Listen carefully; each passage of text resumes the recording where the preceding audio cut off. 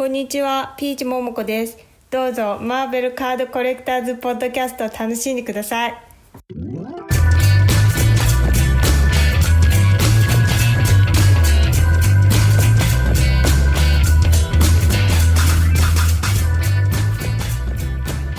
I'm going to start recording because this is gold. Yeah. But no, I every time I think, I need new this, I need new that, some motherfucker on group puts a card up that I simply can't say no to.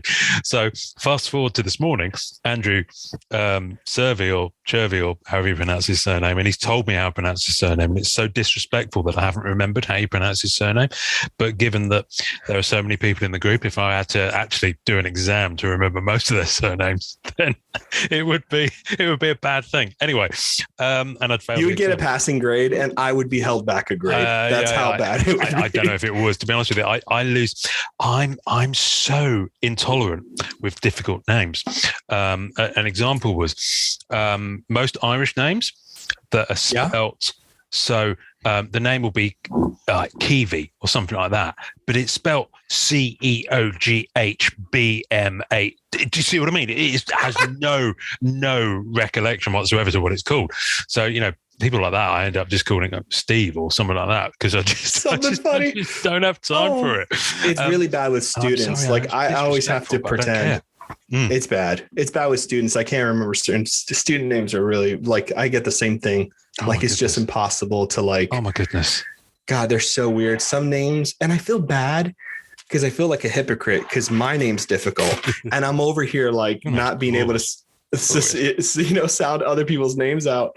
So I feel like an asshole, but no, I can't do it. I have to pretend or be like you or hey, or come out with a nickname because your full name is a panty wetter in my book, my friend. Oh, it's the kind of name that makes me fanny go wavy, as they say in the north. But fanny go wavy, all wavy, all wavy. But anyway, oh my God, that's disgusting. Fast forward to this morning, Andrew puts up this gorgeous Rhiannon Owens AP oversized Marvel Bronze Age black cat that she did for him last year. So it's a new one, but she's done it on old stock she had. And I'm looking at it, I'm like, oh. And there's other people hovering and commenting and going, would you trade? And I'm like, you know what? Motherfuckers, I'm the OG cat collector. I'll have that. Thank you very much. Claim. You're my man, brother. I love it. Well, I saw the post on IG and I was like, yeah, boy. I'm like, you know what? I'm all these pretenders, stepping up to the throne. It's like, you ain't even gonna get these plates. That's for sure. So yeah, that's right. I've had a pub lunch, so I've had 2 pints. So I'm a little bit sauced for this episode as well, which is going to be great. So you're toasty. I'm toasty. I've got a coffee on the go now as well, just to keep the energy up. I love it. So, and as soon as I finish off this podcast, I will resume drinking. Good man. That's a good Sunday. You know what? I might talk Emily into go getting cocktails. I think you should do. You know what? We're probably going to include all this, so they're just going to hear some stuff pre-roll. I hope so. I'm going to show you this because it's effing gorgeous. That'll save me a job. Did you see this on Instagram this morning? Yes. Did you post that? Or yes. I just saw that. Yes. It's beautiful. So what I'm holding up, variant cover. It is a variant, and it's a virgin one, so it doesn't have the title, the corner box. And it's Amazing Spider-Man 21 of the current run, although they're about to renumber it from number 1 again. There's a variant cover by someone called Sujin Joe. Oh, pardon me. And it's gorgeous.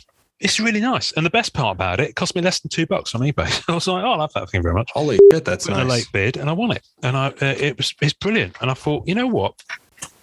I've kind of made a decision because, as I said on Instagram earlier on, every year is the year of the cat for me. But I've been saying to everyone this year that this year is the year of the cat because I'm doubling down on cat.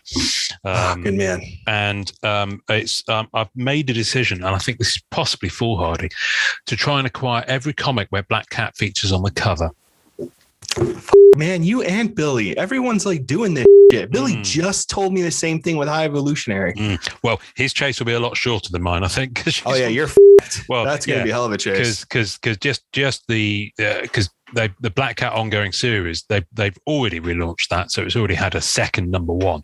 Probably because with each number one they do about 30.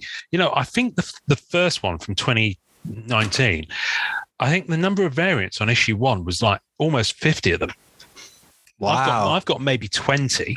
I haven't, I keep seeing new ones. Holy hell. And they don't just do them for the first issue. They do them for like subsequent issues. Not so many. They might only do 3 or 5 or something like that. But so yeah, but I picked this one up. This is from 2006. And this is actually really weirdly difficult to find. Spider-Man Unlimited. That guy just did a Surfer. Isn't that artwork incredible? That's beautiful. It's Doom, Spider-Man, and Black Cat. And the artwork is, Finch is his name. Yeah. David, is it David Finch? Doesn't say, it just says Finch on the cover. Let me actually open There's 2 it Finches and from what I remember. take it out of the thing. Spider-Man Unlimited is cool because I think this was the second run of it. I think Danny Finch. Danny Finch, yeah. Danny Finch did a Surfer too. I just saw it. It looks really good too. And she's in this, and the reason I got it is because inside, recognize that? Oh, yeah, that's from a card. That's been used on a card. That was used on the Marvel Gems diamond card, which were the first diamond cards for Marvel. So that artwork was used on that. And I have a feeling it might have been used on subsequent ones as well, but it was certain that was the first card it was on. That's beautiful. So kind of like James Edel has been doing in group, or Edel. Yes. Or, sorry, James, please see the beginning of this episode for details. The tracking down of the art used on the cards for Black Cat is now very much in my wheelhouse, and I fully intend to actually cross-reference and do on my master checklist of Black Cat stuff. So my goal for my master Black Cat spreadsheet is that spreadsheet will become the foundation for an open Google Data Studio that I put online, and it will have links to all. It will show the images of all the cards, and you'll be able to filter it by trading cards, by stickers, so it will become kind of a repository. Wow. What I'm going to do is add information on there as to where the artwork came from for each card.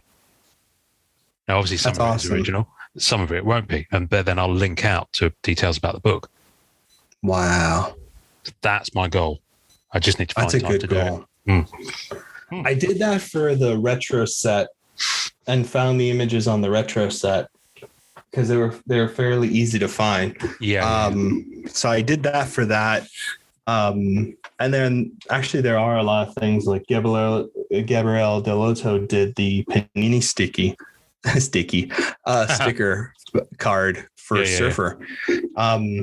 So no, I could, I don't want to get into the comic book sitch.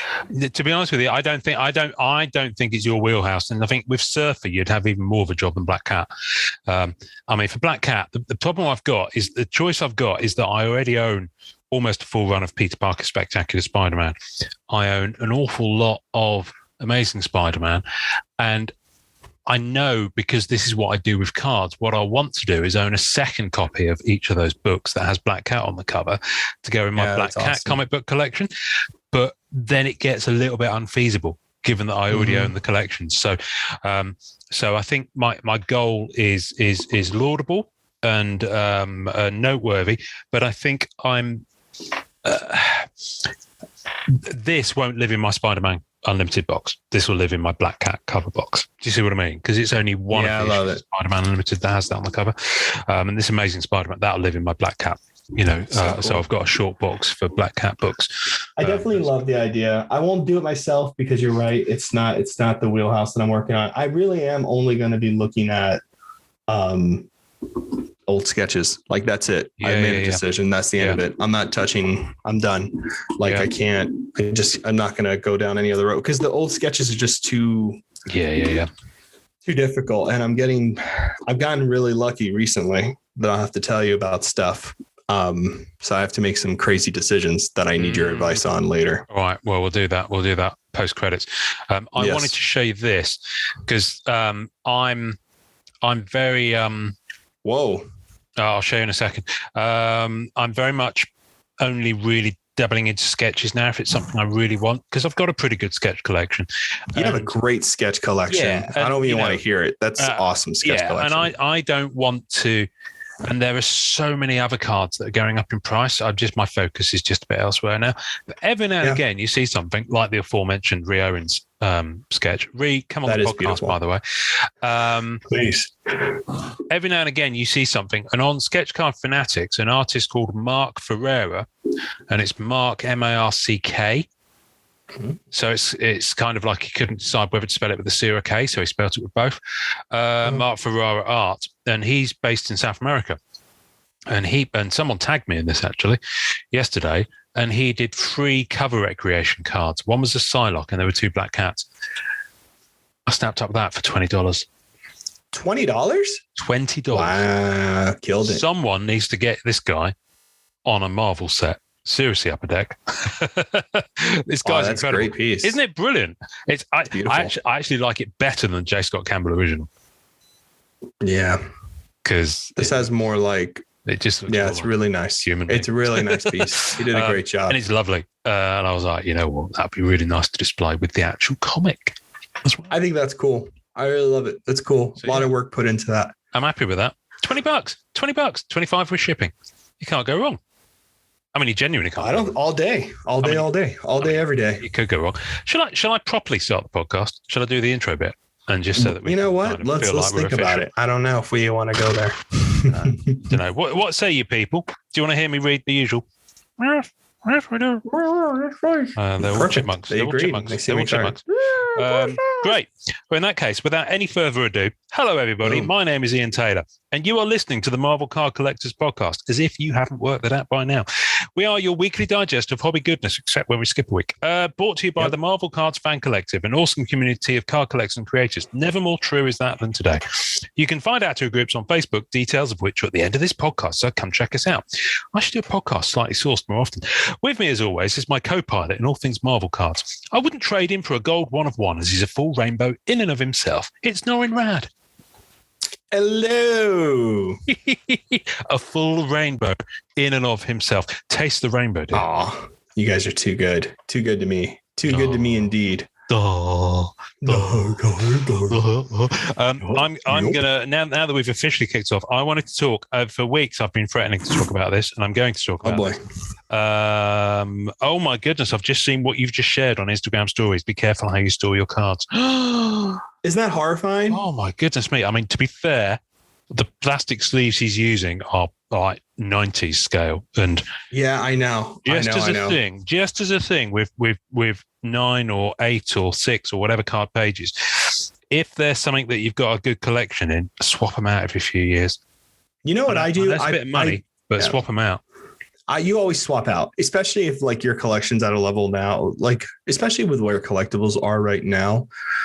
You spend the time to swap out. Now, in his case, obviously that was like a 1950 something set or whatever it's called. Plastics, so I mean those plastics were not meant to do that. Because the cards were not seen as a protective commodity.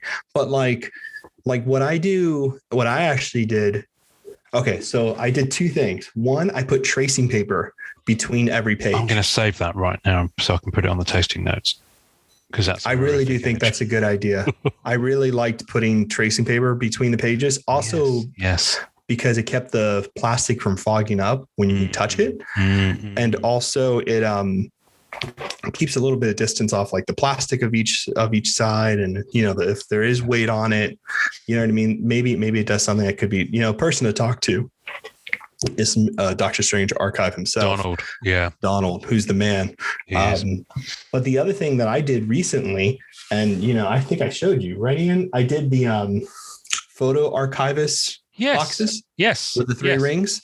And it's 4 pages. And I have top loader, penny sleeve, team bag inside. It's a lot of stupid money to do it for sure. But like, I don't know. Yeah, but you're sorted. I feel secure about it. Yeah, I mean, you're completely sorted. And that's the thing with what I I mean, the thing to say is your collection is only as protected as how much you spend on it. So it isn't something you can skim. That's from. a This good wasn't one. meant to be the theme of the episode, but we're going to go through it anyway because what the hell? I use Ultra Pro Platinum 9-pocket pages. Now, Platinum, they do different pages as well. They do 4-pocket. They do kind of comic book size ones. So you could put comic books in them and make that. Well, you put your cell sheets in there. Yeah, I do as well. I put in the like the oversized master prints. Yes, Queen. Did I show you? Oh, I didn't show you these. I picked up some Flair master prints on eBay UK. A seller had them, and I just went. I was like, you know what? I rarely see those in the UK, and they're just gorgeous. I mean, some of the Flair art is a little bit 90s. Let's be honest with you. Some of it's a little bit 90s, but some of it is just its charm. I know. Look at that Spider-Man. From Flair 95. This will be on the tasting notes. They're just incredible. They're beautiful things, the master prints. I think they're really overlooked. I mean, I really want to get the master prints, not necessarily graded, but in the in what they do to get those graded, right? Like in the slabs. I don't know. Yeah. They're so cool, and especially the ones I just gave away actually. To friends I met in Atlanta, the great curator Dan and Merlin, who are just very nice people. I gave them each a Marvel Masterpiece case topper. Oh, from 2008. Yeah. The Doctor Strange and the X-Men one. They're beautiful cards. They're gorgeous. I had them and they looked at them and their eyes lit up. They were like, wow, these are really cool. And I was like, you guys can have it. Because, I mean, everything's going to get expensive, but it was really nice meeting them. And it was a really cool thing. It's so fun. It's crazy to see these guys who we all consider people who just get into the hobby and all this other stuff. It's cool to see their eyes light up on certain things. Yeah, I thought that was really nice. Absolutely. Yeah. But the Ultra Pro Platinum will see you right. I've bought cards that have been in Ultra Pro Platinum stuff from over 10 years, sometimes even 20, because I think they've been around for a while and they've been no problem. I have replaced sleeves because unfortunately the nature of the plastics is that they do slowly fog over time. But Ultra Pro Platinum stuff, I'm about to do it with my Masterpieces 96. I'm going to swap out all the pages, and I just think it's a wise thing. And I'm probably going to do the same with my Black Cat collection soon as well, so that I know that it's all fresh. Because especially with the thicker cards, sometimes the corners of the pockets they're really yeah. But look at this Ghost Rider Flair print from 94. Isn't that stunning? And it's full gloss. It's really bright. I mean, you can't tell on my webcam. It's really pretty. And then the Storm from the Phoenix from that set. Look at that. I love the Dark Phoenix. Artwork. It's just amazing. Surfer has one of those. I don't think it's Flair 95. I think it's 94. It's the Power Blast. I finally got a second one. Yes. And I love that piece. Yes.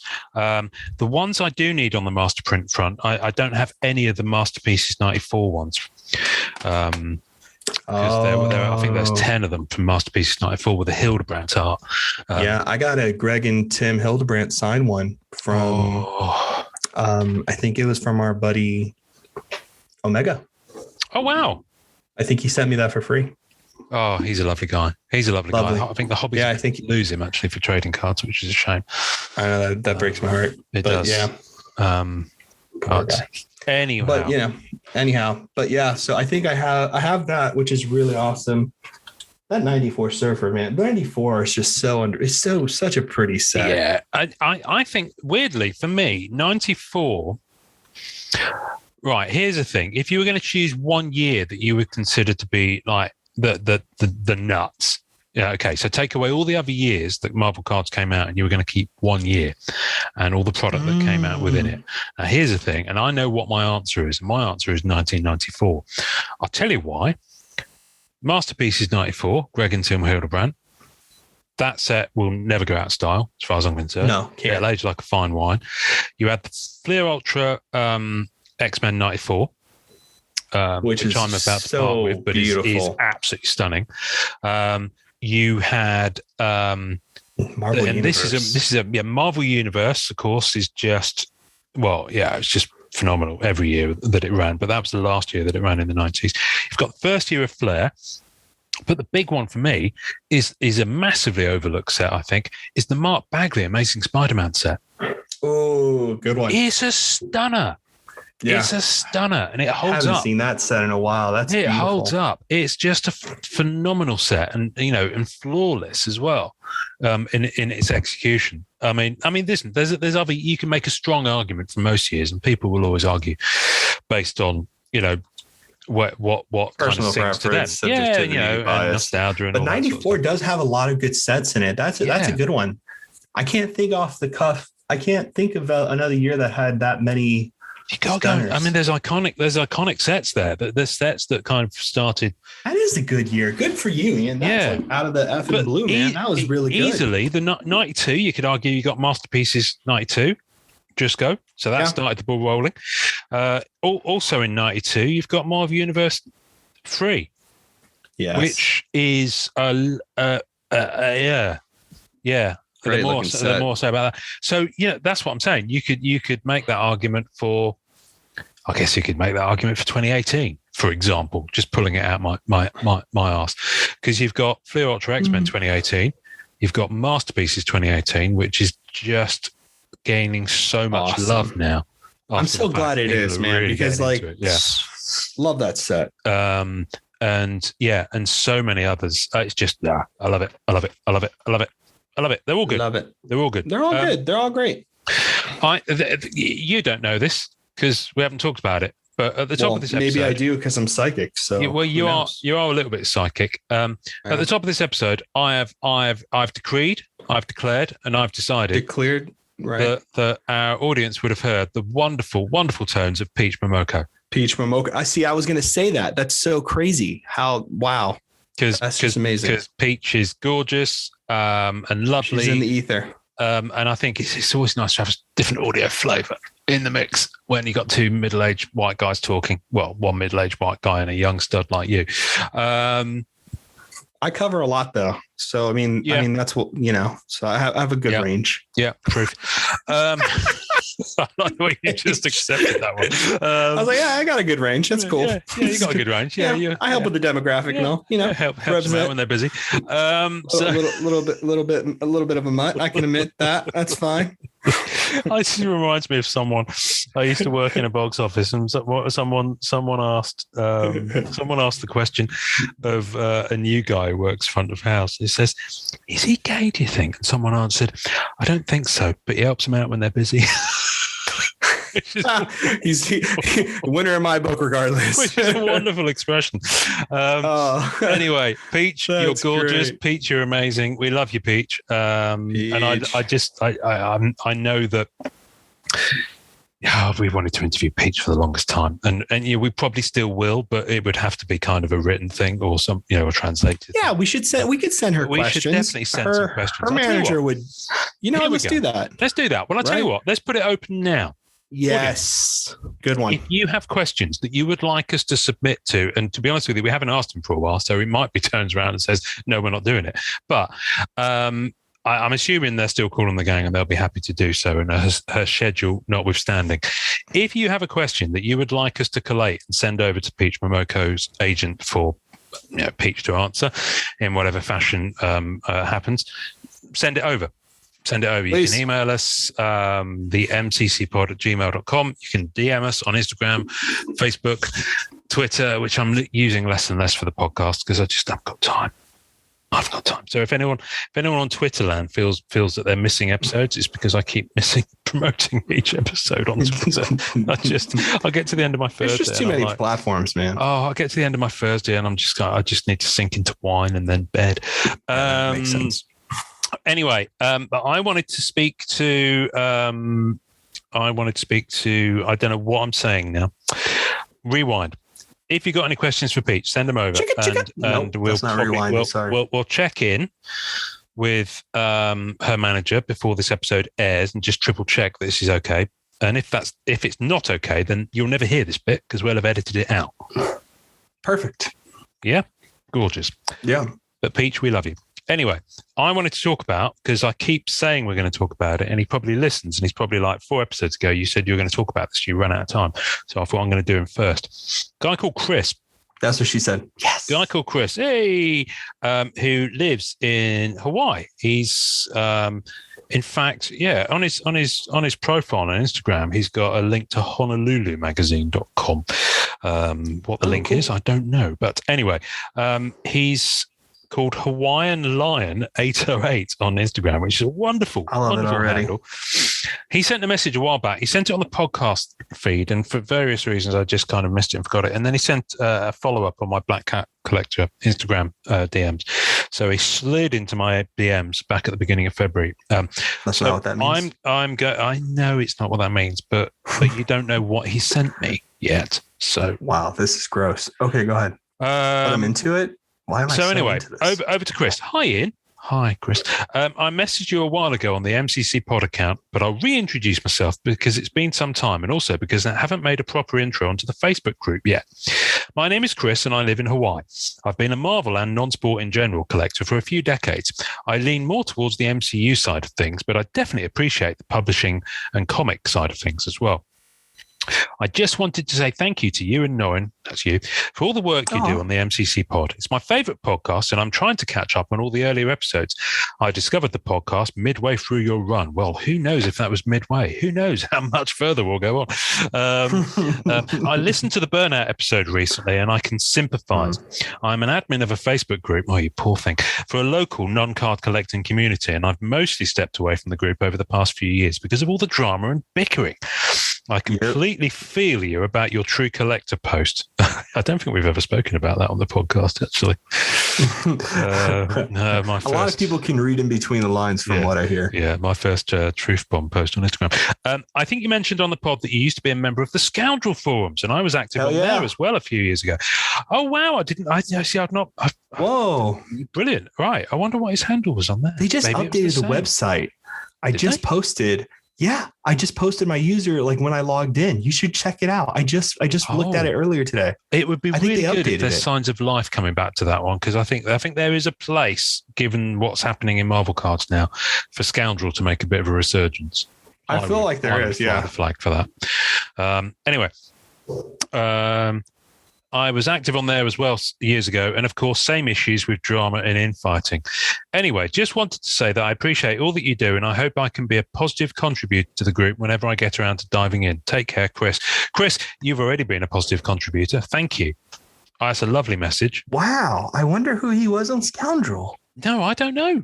Well, this is so funny. I'm going to put it out there now. Chris, come on the podcast. Have a chat with us. Hell yeah. Let's get to know you.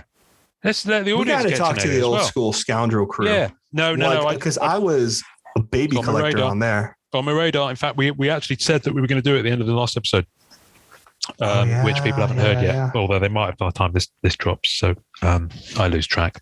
Remember when we recorded an episode last year and kept saying next year, but it was supposed to be about this year? This year, yeah. We're not great about that. From one Chris to another, I just want to say that the industry was rocked a mere 48 hours ago when Chris Carlin, who you may remember was on this episode about 2 months ago now, along with James Hughes, flying the flag for the custom service team at Upper Deck. Chris, it might be a relatively new name to some of the folks who listen to the podcast. Won't be a new name to people who know Upper Deck or maybe dabble in the sports side, because Chris has been the kind of very open public face, mainly on Twitter, of Instagram, both within the industry and with the distributors, but also with the fans. And he's always at the conventions and the kind of conference that Upper Deck do and attend, and things like that. So he's been at Upper Deck for 24 years. Wow. 24. What were you doing 24 years ago, Noran? So I discovered this website, and it was really weird because I couldn't be on it when my parents were around. And it was called, "You're supposed to stop me. I'm supposed to get awkward." And I've got no idea where you were going with that. No shame whatsoever. That's the issue. Listen, I've had 2 pints of beer, so you can't rely on me for any kind of natural reaction. I don't know what I was doing 24 years ago. What year was 24 years ago? Weren't you 12 years old? Oh, then I definitely know what I was doing. Yeah. It wasn't cards. So yeah. So you were You were growing your first hairs and wondering what that did. Anyway, so 24 years ago, I was. Where are we? 24 years ago, I was working in the West End in the box office at the Prince Edward Theatre. I always forget you're older than me. I never remember you're older than me. 24 years. That's amazing. So Chris started Upper Deck not long after I started in the West End. So anyway, Chris is left. I say he's leaving. He's left Upper Deck because he announced it. I think he announced it Thursday, and his last day was Friday. Wow. So no around. And as in when we're recording on Sunday. Tomorrow, as we record, so it'd have been there a few weeks now. He starts at his new gig.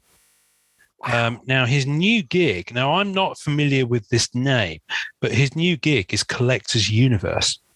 Now, Collectors Universe is director huge. of customer care. Yeah, and now Collectors Universe, from what I understand, it's the parent company of PSA, PGCS, Golden Auctions, and these two I don't recognize, the Card Ladder and WATA, WATA Games. Yep. So WATA Games is the people who grade games. Okay. And the other company that you mentioned before that, Card Ladder. Card Ladder, yeah. Is like a market mover. So basically they you can basically get on this service and see what cards are sold for a long period of time and so forth. Oh, cool. Okay. And Sports Card Investor has so kind of like what all the content creators have been doing, but they've been doing it a lot longer and with a lot less. A lot longer. So Card Ladder is fairly I don't know what year. I know it's Market Movers and Card Ladder are the two people who are doing that kind of work. And then, of course, ComC has been doing it for a while, too. Wow. I find it interesting. Anyway, Chris, I just want to say Chris might not be a name that a lot of folk are familiar with, but mark my words, his fingerprints will be all over the way that your products collecting experiences come out, but your collecting experiences, how Upper Deck react to and talk to, and very positive force with fans. He's enormously positive fella, super nice, enormously professional, lovely guy. So Chris, thank you for all of the stuff that you've done while you're at Upper Deck, and I don't even need to say good luck in your new role because I know you're going to absolutely smash it. He's going to kill it. It's going to be so fun. I'm really hoping that, because I've had an idea for something I'd like to do, and I'm basically going to say it now because I think it will come off, especially with Chris having moved there. I want to do a series episode where we speak to people from each of the grading companies. That's a fun idea. So I want SGC, I want Beckett, I want CGC because I know they're starting to get into cards, which will be good for them. I want PSA, and obviously they need to want to do it as well, and hopefully they'll be up for it. But with Chris there, I'm sure we've got an in with PSA, and if they don't want to, like I remember I reached out to ComC a while back and they were like, we don't feel the need to, we haven't got anything to say, or they don't don't choose to use podcast as their method of communication for what they want to put out into the public domain, which is fair enough.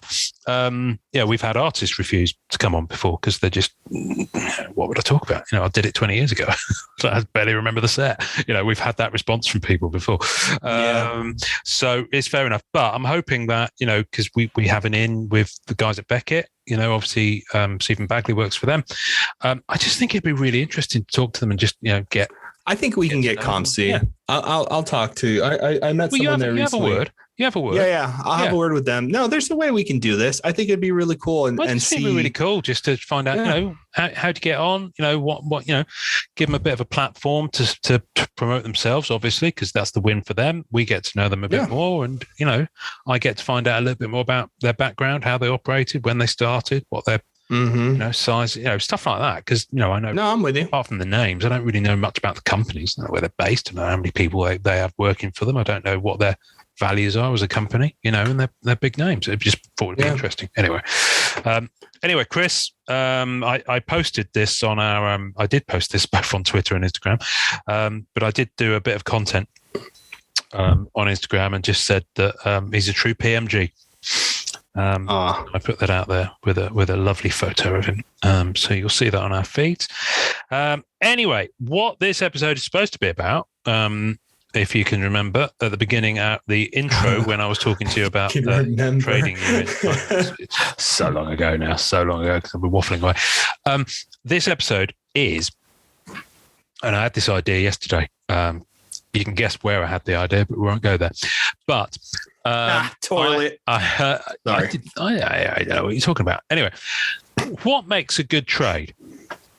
So you know what? Oh, damn. And rather in the same satisfying manner as the place that we just alluded to, I just did a really, really, really satisfying trade. And what it was about 3 days ago. Yeah, this was a 3-day trade on EPAC. And normally, trades on EPAC, if you get to 3 days, you're either pulling your hair out or you're about to rage quit the platform. But occasionally you get one that hits the sweet spot. You get someone that, you can have a little chat with them on the comment. You only got a certain number of characters, but you can say, look, I'm really keen to make this work. Let's talk about this and, make sure we're both happy. So we went backwards and forwards, and ultimately he had a load of Black Panther autos on his EPAC account. And now the Black Panther MCU Upper Deck set from 2018, I want to say, didn't have top end cast. So they didn't have Boseman, they didn't have Michael B. Jordan, they didn't have Forrest Whitaker, who might have had a small role in that film. They didn't have Daniel Kaluuya. They didn't have. Did they have his mom? She's really famous. Well, yes, they did, and that's the thing. So they had Angela Bassett. They did have Martin Freeman. They did have Florence Kasumba, and they also had. Did they have Letitia Wright? I can't remember if they had Letitia Wright. Anyway, but they didn't have the Dania Guerrera from Walking Dead, which I think is a surprise because I know she signed for the Walking Dead sets quite a lot. She did. So it could just be a capacity thing, or she could have had a contract on the Walking Dead stuff that forbade her from signing for other car manufacturers, because that might be true. So, whole loads of reasons. Anyway, so it's not regarded as having the top end in terms of the autos, but nevertheless, it's they're pretty difficult to get hold of, especially the dual autos, and they're sticker ones. So they could put them on whatever, but there's a dual with Angela Bassett and Freeman. There's a dual. You know what? I'm going to share my screen. I'm going to show them to you. I'll put them on the taste. Oh boy! Well, I know. I like the memorabilia cards from Black Panther. Yes, and I've got a long way to go. I've got all the singles and the doubles. I've got a long way to go on the triples and the quads, but they're gorgeous. They're really thick. They're really thick. Yeah, they're cool. In fact, I've got some here. Here we are. I've shown you these before. Look at them. Oh, that's cool. They are cool, but like I said, they look better in person. The green really pops. They really do. They don't. As with everything EPAC, which ties into the story, the EPAC scans. You can't just scan these cards. You have to take professional pictures, man. Just really set up a rig. But the purple. Let me take it out of the thing. Look at the purple. Look at the way that kind of works on there. That's freaking awesome looking. They're beautiful. What the hell? Cards. They're really nice cards. God. And so it's a deep bench of relic cards for that set. I mean, there's a lot of them. There's probably 40 plus easily. Singles, doubles, triples, quads. And, they do get to a point where they're a repetition of the same thing. But, it's like you want to get them all. Got to catch them all. So gotta catch them all. You have got to catch them all. But I'm going to show you the cards. I did actually drop them in the character chat that we have going on, but I know that it's sometimes difficult to catch up in there. So let me show you them on here. I forgot the last emoji you sent me. There we go. So there's Angela Bassett. I'll put these on the taste. Oh, those look cool. And they do look really good. They're kind of nice. They've got a brilliant image of Wakanda, behind them. And the costumes are just gorgeous. They really are. Wakandan writings, stunning. They're called. There's Martin Freeman. So good, man. Hitchhiker's Guide. Yeah, there's 3 different Martin Freemans. There's Florence. Oh, wow. And I believe she showed up in Falcon and Winter Soldier as well. I think she showed up in Endgame. Yeah. Well, everyone showed up in Endgame. Everyone rocked up. There's Florence with Angela. Yeah, that's cool. And it's good that they've used different pictures of them from the movie. Yes. On the card. From the duels to the singles. Yeah, I agree. Martin Freeman and Florence Kasumba, again, different image of her on a different card. And this is the one I'm really pleased with. Angela Bassett and Martin Freeman. I mean, look at that. Wow. Anyway, so on the other side of it, I decided a while back. I forgot I had them. I had them locked away. I forgot I had them completely. I had the silver foil parallel. I had the Legacy. So Legacy from Clear Orchard Spider-Man 2017. Mm-hmm. I had at one point tried to go for a rainbow of the triptych of Spider-Woman, Silk, and Spider-Gwen. That's right. So I'd gone for the Legacy base, the Legacy web foil. 10 Legacy base get you a silver version. 10 Legacy web foil get you the silver web foil. And I had actually managed to get to rainbow on Spider-Gwen as well, but not only on the base, not on the web foil, because the Legacy that's hard to do. Web foils. Yeah, I've done that. And I'd sold off the rainbow a while back, but I forgot I had the other stuff tucked away, including some of the autos. I had the signed, I think it's KO Cacao artwork. I think I had the signed, or is it Louis Royo? I can't remember. Louis is really good too. I think it might be Royo, actually. Anyway, I had those and I forgot I had them there. And of course I look on EPAC, and the thing is, everyone was chasing. Everyone forgets with the rushed and numbered cards and all this shiny. Everyone forgets these because the EPAC scans look so dark because of the silver effect. Yep. They're not numbered. And also there's kind of not, a lot of the new people don't appreciate the fact that because you had to go, when you redeemed for the rainbow version of either the base or the web foil, you lost all of the silver web foils that you'd collected to get there. Yep. So actually, there's probably, in some cases, there may well be more rainbow foil versions out there than there are silver foil versions, certainly on the web foil side of things, because those cards disappeared and they were only available on EPAC Achievement. They weren't pack pulled. So lo and behold, the market's gone up a bit on them. So I had them priced for sale. And as soon as you sent me the trade, I said, I can see you're in group. I'll tag you so you can see how I'm valuing them. So that was the first thing that went well. Nice. So you set expectations. And he's like, I countered at that point and said, look, this is what I'm interested in from you. I'm not saying you accept at this point, but this is what I'm interested in from you. And I'd selected all those autos and I was like, and I said, okay, I'll have a look. And I went up and did a little spreadsheet. I did the values from what I could find. And some of these autos I couldn't find. Yeah. And but the thing is, I'd had the same when I priced up the silver web silver, because they're just not there, and the ones that are on ComSci are up there, $200-300. But not all of them are there. And I'm like, well, these are popular characters. So I think I'm definitely in the ballpark. Anyway, we went backwards and forwards. And the hesitation was that they're so dark on scans. So he's like, are they really that special? Oh, that's why you were asking for the video. Yeah. Got it. So I posted on group and I hit up Pankit. I hit up JD because I know they have them. And I know JD has the silk ones as well. And fortunately, both of them, bless them, did a little video of the base next to the silver foil. Of the web foil next to the silver web foil, so that you could see like the quality and the effect and how radiant awesome they are. Yeah. And as soon as he saw those videos, he's like, yeah, absolutely cool. But just do a little swap around with some of the cards we got on the periphery and good. And it happened. That's the way to do it, man. And it happened. It went through. Took 3 days to get there because he's on vacation. I'm working. We're not in a rush to do it. Rather get it right. Anyway, so I posted up. I was like, what makes a good trade? That's the longest story ever. But we're finally at the like it. So what makes a good trade? And there was some really good comments and feedback about it.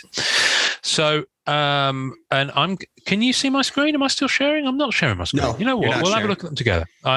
Please. Sharing is caring, dear. It can be. It can be. So I asked, what made them, share with your best or most memorable trades. What made them good? What was most satisfying? What advice do you have on what makes a good trade? After all, these are trading cards. Look at you with the puns. Nice work, sir. And everyone got really, really excited. MMC I posted it on MMC and MCCW. MMC didn't have as much feedback, but that's fine because people see it in both places. And so the first one on MMC was echoed by a lot of people on MCCW. First key to a good trade is dialogue. Be clear what your wants are and clear on what you're willing to give up. Nothing worse than throwing darts with no idea what will catch another person's eye. Good job, Michael. I love it. And the reason I started with his is because it kind of actually underpinned a lot of what the other people said, and a lot of it, Wigan PI, the card investor. So the card investor is, we've talked about him before on the podcast because he was instrumental in when we were chasing those Flea Ultra Spider-Man rainbows before the kind of run on Flea Ultra Spider-Man a year before it sold out. That I'm sorry, but I take credit for because it happened. I think we should take credit for. I think I'm going to take credit anyway. Helped. The card investor helped. He helped us both out. I might edit out your real first name there, card investor or Wigan PI, because I'm not sure. I know you've got a separate profile for your personal thing, so I'm going to bleep out his name anyway. But he replied, one word: communication. Underneath that, Christopher Wiseman, communication and proper packing / shipping, which is absolutely key. So true. Peter J. McClure, you might remember me from such programs as. Both parties are happy with what they got. Also, building relationships and having great conversations about cards. I love it. Yep. I love it. So everyone's basically saying communication, talk to each other, and that's absolutely key. And kind of everyone's echoed that. There was someone down below. Someone's just posted actually. I think. Where is it? Sorry, bear with me. I'm trying to find it through. Yeah, it's communication. Is ultimately what it comes down to for a lot of people. The other thing that Paul Zenisek said straight away is respect. Respect makes a good trade. Respect of my knowledge or lack of knowledge. Respect of my time. Mm-hmm. In my opinion, it's super easy to make easy, fair trades. If you're a person that finds you're spending a whole bunch of back and forth on a trade all the time, there's a good chance that your method is inefficient. Clever. Interesting. Clever. That was one thing I definitely learned about in the card show. Yes. To go do that. Like, it's really crazy to see. You've done the in-person thing, haven't you? That's weird. Like, it's very weird to see. And I'm not very good at trades. I probably only ever have traded maybe like a handful of times. Yeah. Because I don't build my collection that way. So I just don't do trading. I've never had very good luck with trading ever. Either. Not really. But it is weird to see people who are trading constantly and all the strategies that are there. It's very interesting. It feels like a 3-step process. Like, hey, this is what I have. What do you have? Cool.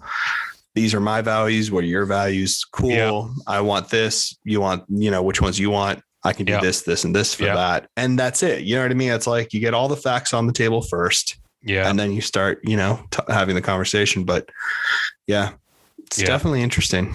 Yeah. One thing I do like here, Brandon Babcock commented, anything that's a win-win for both parties. I especially appreciate when collectors collaborate to trade duplicates to help build sets. Yeah. I'll often send more value to the other party to try and build relationships for future deals as well. Same. And what I like about that, my takeaway from that is that think of it as it's not just this trade. Mm-hmm. This is the first of many that you might have with that person. So this fellow I traded with on EPAC, I'm really looking forward to trading with him again if we've both got something that we need to get from the other one. Because I feel that there was a process we both went through and we weighed it up and like and there's always the temptation with trading, especially on EPAC, to think, am I being screwed over? Or the other thing that and it's a real shame that is often the first thing. Or am I undervaluing something? Yes. And you can listen to that to a certain point, but at a certain point you've kind of got to put a lid on that little voice and just say, actually, no, this feels right. It's kind of in the sweet spot.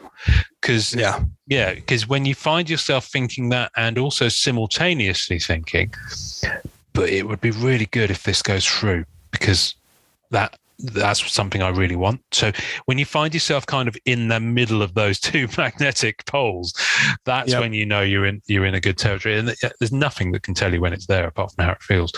No, I mean, for me too, it's like I've definitely had cards on EPAC that I got just out of like luck or whatever, that I've had people offer things to me for and stuff like that. But it's, you know, the worst trade experiences I've had, because I haven't had like many great ones, but there is someone's method that they told me about where they do a list of the cards, and these are big trades that happen over years kind of stuff. Yeah. And they put the prices there, and they list all the cards, and, you know, they put what they value at them and what the value of the market is. Yeah. And it's a really great distinction of being like, hey, if the market says this is $100 for this artist, like if it's a sketch card, but I think this should be actually at the 250 range.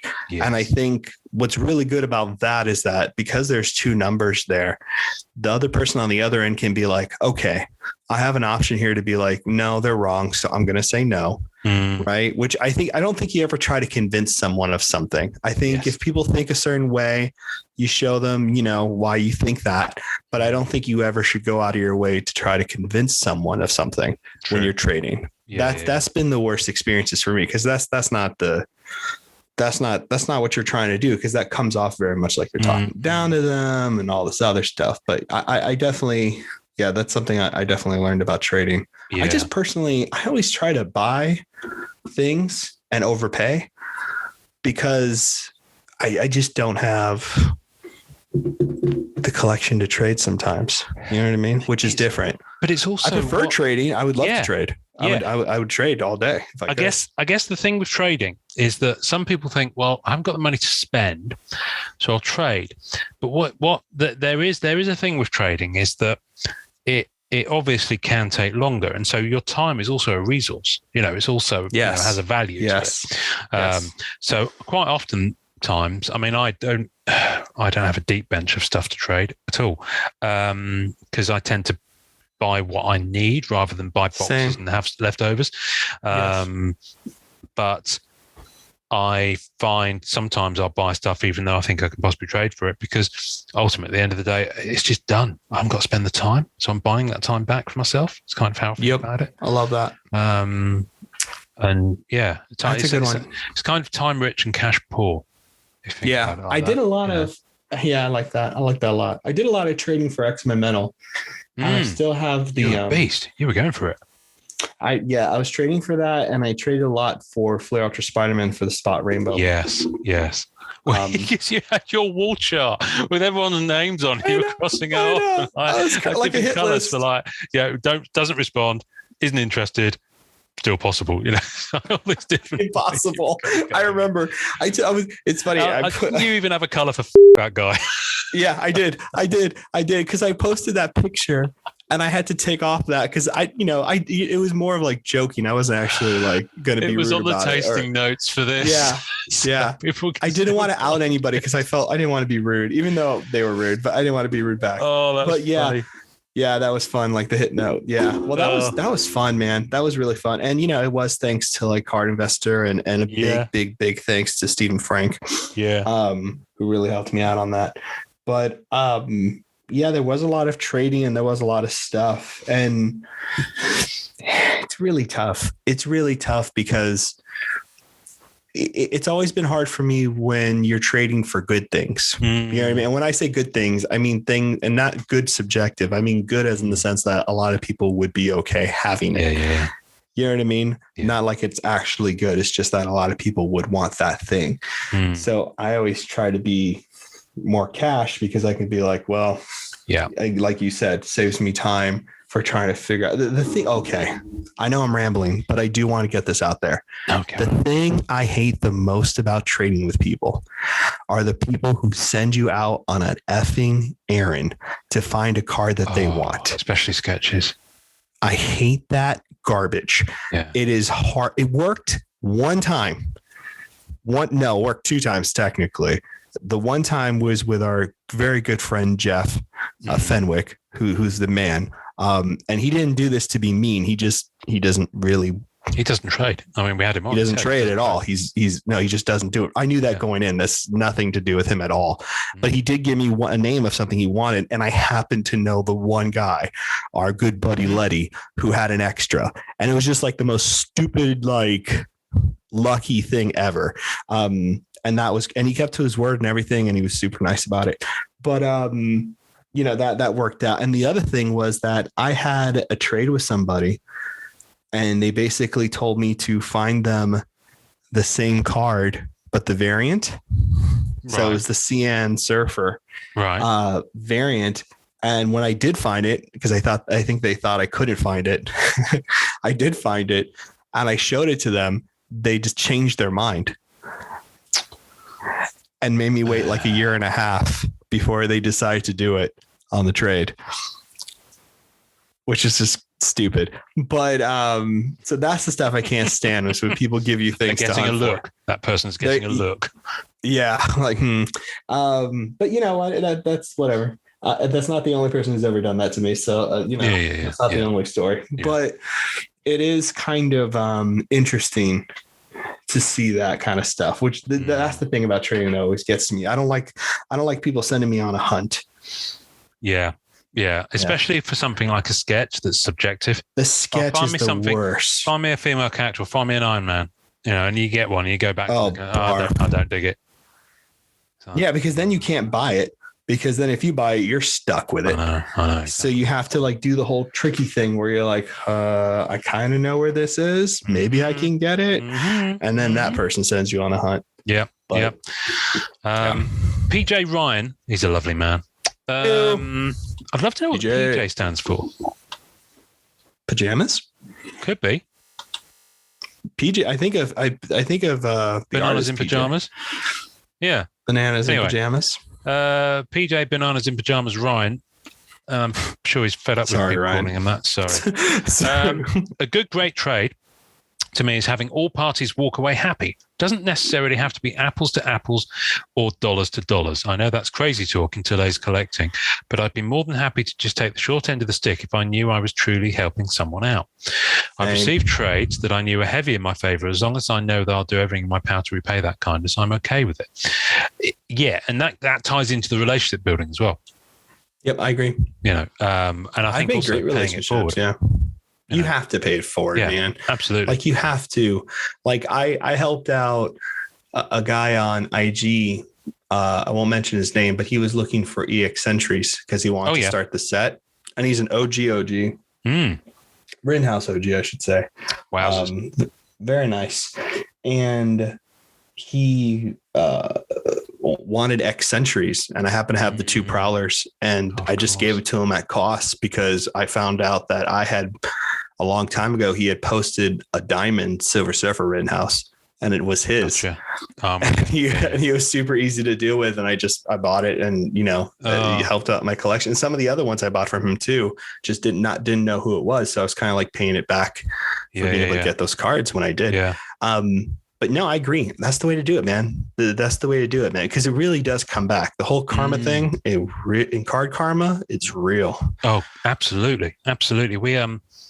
I had a young lady. She's based in Europe, I think. Missy D. She's on a lot of forums, and she's cool. She's really cool. We've traded a few times. Well, one of them was a sale actually, but she.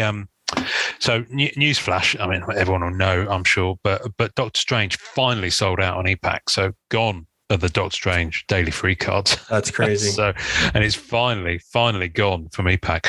But of course, there was the usual latter splurge to the finish line on it, and I went in and bought a few as well. But it's cheap. It's only $3.99. If you want that thrill of like spinning the wheel. I don't mind paying $3.99 for it. I don't want to pay $13.99 for it. Anyway,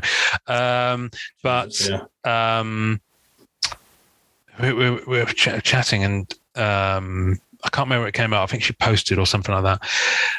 And she was after some stuff, and then she got it, and then we picked up the conversation. And I've talked about this before. The Doctor Strange set, when you go for the achievements on the chase set, you lose the cards. the physical cards. They go away. That's right. Yeah, and it's one of the only sets that does that when you're actually like redeeming them for something. So it used to be on EPAC that if you combined, you lost the stuff that you do. Generally speaking, this is the rule of thumb pre-pack. Combine, you lose the cards that you're combining for. So redeem, you usually keep the cards that you're redeeming, but they're just marked with a little red R in the corner on the system. Oh, interesting. But Doctor Strange is one of the earliest sets they had on there. So the mechanic works slightly different. So if you collect all 15 of the Behind the Lens or the Sanctum Stars or whatever it is, and some of them are are tougher pulls. I know it was a cheaper product, but they're still tougher pulls. Right. You lose them. And she came back to me. She was like, oh, I wish I'd known that. And I said, if I'd known you were going to try that, I'd have said, just go and buy them on ComSeek, seriously. So I just said, right, I've just gone in and bought some more packs. Just have them. So I just gave her all of the chase that I had from that, that latest splurge. Because I was like, you can just use any extras there to go and trade for the ones you got. And I think she's still just a few short. She posted on MCCW today. I'm hoping that people will hook her up because there's plenty of them out there. But yeah, just kind of help people out where you can. I've had plenty of people throw me favors on EPAC, and when I can, I'll throw it out there. Andrew. Jervy. I'm sorry, Andrew. Second time in an episode. I butcher your surname. He won't send me that card now. You wait. Check your partner's wish list on EPAC. It's a great place to start when initiating a trade. Yes, I absolutely won't. I'm one of the people who won't just throw a Hail Mary. I will actually check someone's wish list. Mm-hmm. I'll very rarely. The only difference is if what I've got is a dupe and what I want from them is a dupe, I'll put a comment saying, "Would you mind trading dupes?" Yes, because that way they've still got like the value in that collateral card to trade on. But very rarely will I initiate an EPAC trade without me having something on their wish list, and that's so I usually then put an advert onto the forum to say I've got this, anyone wants it. But yeah, so Smart. I think that's a really good thing to do. Dennis Goad wrote a long one, actually. I'll go through it as quickly as possible. One that both parties walk away from happy. One that after you initiate it, the person counters with a fair, not lopsided offer. One that gives you a card you've been chasing for a long time. One that you're able to get a person a card they've needed for a long time. That's nice. One that can be considered not in your favor if it gets a fellow collector some cards they will appreciate. One that ... There isn't just one form of a good trade. I've had a lot of good trades, but have had some bad ones as well. Ones that are in order for me to make an achievement. The person on EPAC held me over the fire, and I had to give them the Queen's Jewels, and they knew it. Those people will never, ever get another trade from me again.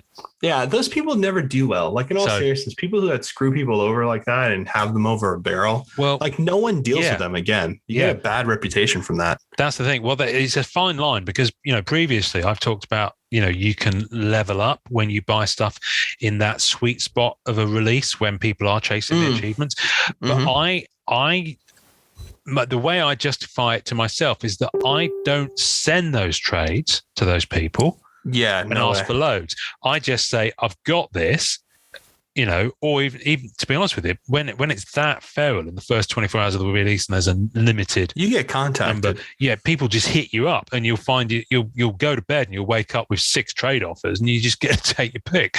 And they're choosing to give you more because they want to get to that achievement. There is a different thing there. No, there are people who seek you out, and like as character collectors too. That's one of the biggest issues I always have is that people will. I can't tell you how many people have gotten APs with surfers to try to trade me or sell them off to me with no luck at all. Yeah, or like try to like block me on certain cards just because they knew I would want it for whatever reason. Like, it just happens with character collectors more often because they're easy targets. And the truth is that those people, they just don't have a lot of people trading with them, and they're just not looked at very kindly. It ruins their reputation. It really does. I think so. Makes it hard for them. Paolo Raphael, apologies if I murdered your first name, Paolo, I'll do it again. Personally, creating a great relationship with the person makes a great trade. Both parties get to know what they like. Also makes it easier to help each other out. Good communication between both parties is key. Again, back to the communication. Best parties. You also make a friend along the way. This has been my experience from pretty much all my successful trades, which leads me on to Emily Voorhees. Emily's great. Yes. And this kind of sums it up for me. I love the trades that turn into friendships. Yep. And yeah, loads of people have liked that. In fact, that's got the most likes of any of the comments. It's a brilliant one. And ultimately that's what it is. You know, Jason Clark, if you both end up with collection pieces, again, perfect. Agreed. And Justin Underwood, Spidered You. Both parties are well informed, operating in their own best interest without undue influence. Divorce, job loss, serious FOMO. And both parties aren't concerned with max possible value, but fair, most probable value for each card. Simply put, both parties are happy and whole at the end of the trade. Agreed. And I'm going to finish with a story because I think everyone's singing from the same hymn sheet here, but I thought conversation to have. I'm going to finish with Michael Spina. Agree with all of the above, but my quick story is I was working on finishing 95 Masterpieces base set. Gentleman responded to my post saying he had a few of my needs. We started chatting on Messenger to work out details. He then tells me he reached out to someone he knew and found the last few I needed. Went above and beyond to help me complete the set. One of the best things about this community and the great people in it reminds me of the days of putting cards in my backpack as a kid to trade at lunch. Now we do it online mail, but the thrill and the love of the good trade is alive and well. Very true. So, yeah. I love it. I'm going to kind of, I mean, there are some other comments. Apologies if we didn't read yours out. Thank you to everyone who pitched in on that. And I'm sure those posts will carry on getting some traction as well. On that vein, I don't often do this, but I am going to give a little shout out now. I've had a trade on EPAC while we've been in the middle of our trade podcast. Oh, now this young man, right? He's going to get a shout out in a moment as well. But the first shout out is going to be to Dennis Goad. And he actually commented on one of these trade posts. He hit me up earlier in the week. Flair 2019 is becoming a bit of a sought after product. People are finally catching on to some of the elements of it. Remember at the time really we were like, 2019. Remember at the time when it first came out, we were a bit like, we didn't quite get it. And then EPAC happened. And it was on EPAC for a fair amount of time, not a long amount of time, but for a fair amount of time. And you gradually started to see that everyone was collecting it in a different way. And I think that was the beautiful thing about it. Everyone was kind of going at it and gradually becoming more enamored with different aspects of it. And then some of the detail and how difficult some of the aspects of the set were came through, like the Power Blast being different in the physical product. To the EPAC product. To this day, I think those Power Blast physicals are probably one of the toughest chases in the hobby, full stop. Wow. Getting a set of those because it's not a small set. And I realized that I there was elements of the set that I'd never kind of pivoted back round to get, because I dropped Flair like a cheap date in my 20s when I saw the next big thing come around the corner, which was Marvel 80th, and I went in for that big. And I used a lot of my Flair SSP and SP stuff to trade for Marvel 80th because it just caught my imagination. And that was in the days when I was overspending as well. But even then, I had limits as to how much I could overspend. So I couldn't do both at the same time. So I never went back and finished some elements of Flair that I dropped. And one of them was the Through the Ages. The coppers and the bronze. Yes, sir. And I just thought, you know what? I quite like the look of those coppers. And so I went in, I grabbed a couple, and I think I read somewhere I'd commented that I was going back in for them, and he just had loads of dupes and he just sent them to me. Wow. I only had 2 cards on his wish list. And I was like, mate, what else do you need? I can hook this up, I can buy them. And he was like, oh, don't you just have them, just pay it forward. So really sweet guy. So thank you for that, Dennis. And then while we've been on air, so you know my daughter, Molly Rose, she's getting into her cards.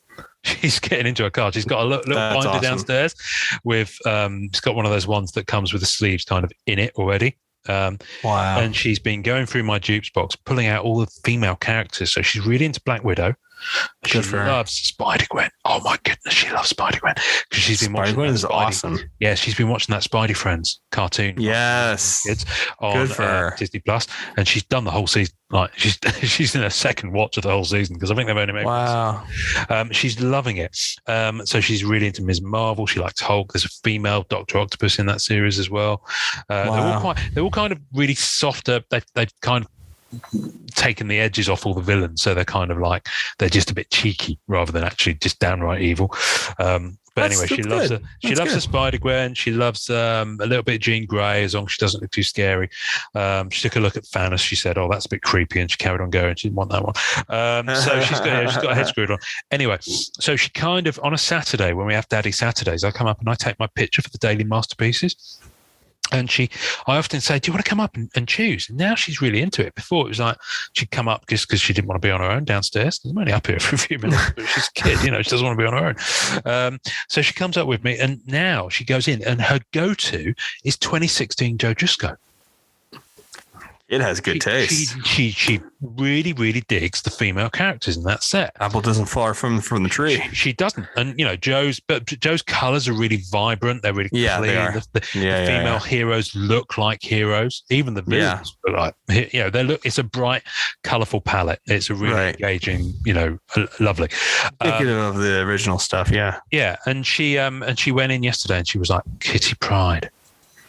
And she kind of digs. She doesn't have a clue why. She kind of digs the fact there's a dragon in the mix as well. Lockheed. Hell yeah. Lockjaw, baby. Is it Lockjaw's the dog, the black dog from the Inhumans. Lockheed is the dragon. Lockheed. That's it. Lockheed. And but yeah, she just kind of digs the fact that she's got a dragon with her as well. She has two for the price of one from her point of view. She gets two fun characters. So she chose that yesterday. And as always, she puts a picture of her with a card and really cheeky grin. And I share that with it. And some lovely guy on group, I can't remember his name off the top of my head, Bruce, that's it, said, if you want a copy for her, I've got one on e-pack. So it's just sent it me. Which is really sweet. So I'll get that shipped with my next e-pack shipment, which I'll be having shipped to my friends in America, so I can pick it up and bring it back through customs myself. Anything to declare, sir, as I come in back through customs? Damn right I haven't, and I'll hide that in my luggage. And yeah, Molly Rose will have a Joe Jusko gold foil signature Kitty Pryde, and she will absolutely treasure it. So thank you, Bruce. That's a stunning card. It's getting the new generation involved. Just include them in the fun of it. And I love it. They're in. I'm so glad she's a fan of those. That's awesome. She is. The thing is, what Molly Rose is doing now? It's what we say every week, Norrin. I mean, she's enjoying collecting. Thanks for listening to the Marvel Card Collectors podcast.